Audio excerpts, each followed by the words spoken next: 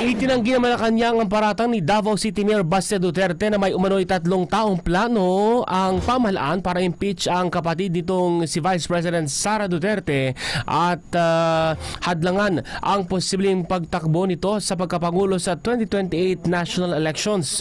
Ayon kay Palace Press Officer Claire Castro, walang iniharap na matibay na ebidensya ang Duterte camp para patunayan ang naturang akusasyon.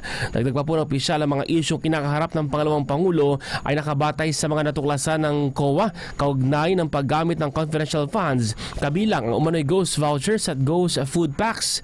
Iginit po ng Malacanang na ang mga isyong kinakaharap ng pangalawang pangulo ay usapin ng pananagutan at transparency, hindi ng politikal na pagharang sa kanyang mga plano sa 2028. Samantala, sinabi rin po ng palasyo na hanggang ngayon ay wala pa rin na ipapakitang ebidensya ang Duterte camp ugnay ng umano'y Oplan Romanov ng ilang beses nang binanggit sa mga pahayag ng mga Duterte. Ang pinag-uusapan ngayon dito is it's about transparency, accountability. May mga issues na dapat sagutin at hindi ito para hindi patakbuhin ang Vice Presidente. Bakit?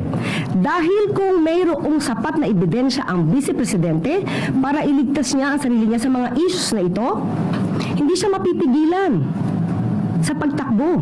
Lalong-lalo naman, marami naman siyang kaalyado sa Senado.